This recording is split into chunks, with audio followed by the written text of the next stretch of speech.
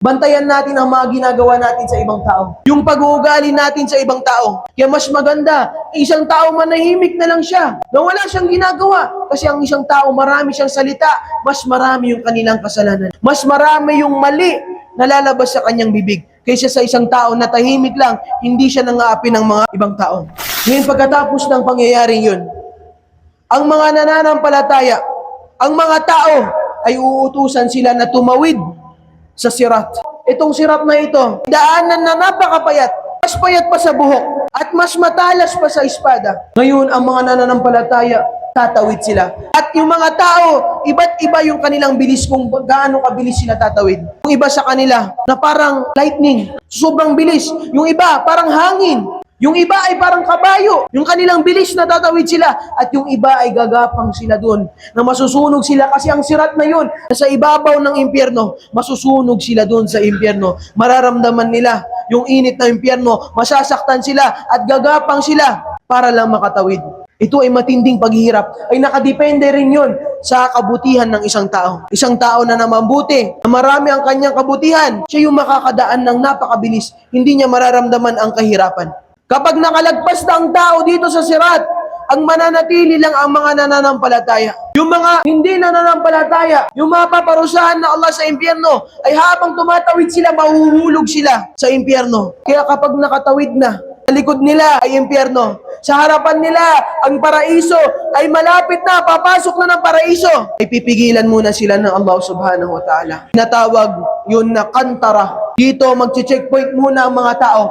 Bakit nga ba? Ligtas na sila sa apoy ng Allah subhanahu wa ta'ala. Dito niya gagawin ang pangalawang kisas. Yung una, bago pa sila magsirat, yung mga malalaking mga kasalanan na ginawa mo sa ibang tao, ay babayaran mo. Ngayon, pagkatapos ng sirat, yung mga maliliit na mga kasalanan na ginawa natin sa mga kapwa natin. Yung galit natin na maliit na nararamdaman natin, yung tampo natin, nararamdaman natin sa kapatid na Muslim, tatanggalin muna yan ng Allah subhanahu wa ta'ala. Lilinisin ng Allah subhanahu wa ta'ala yan. Bakit? Sabi ng Allah subhanahu wa ta'ala na, tatanggalin ng Allah subhanahu wa ta'ala kung ano man nilalaman ang puso nila. Kung may nararamdaman silang puot, may galit sila, may tampo sila, tatanggalin ng Allah subhanahu wa ta'ala yung pakiramdam na yun. Bakit? Kasi pagpasok ng Jannah, walang makakaramdam ng galit sa isa't isa.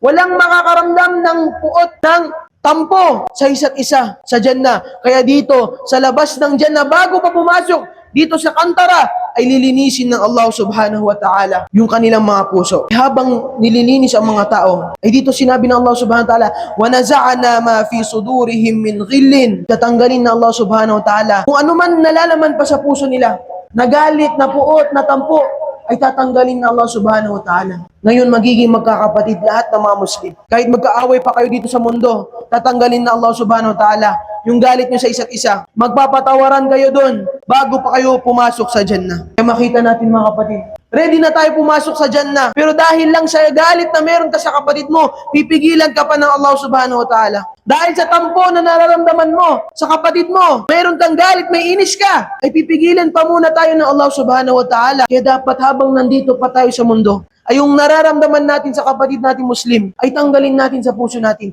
Patawarin natin sila. Kapag meron tayong nagawa, humingi tayo ng kapatawaran. Gusto natin lahat tayo ay papasok sa paraiso. Hindi pinagdadamot ng Allah subhanahu wa ta'ala yung paraiso. Walang limited na slot dun sa paraiso. Kung sino ang mabubuti kahit sobrang dami pa, makakapasok pa rin ng paraiso. Kaya tayo mga Muslim, ya'muruna bil ma'rufi wa yanhauna 'anil munkar. Pinag-uutos ang kabutihan, ay pinagbabawal ang kasalanan. Kasi gusto natin lahat tayo ay makakapasok ng paraiso.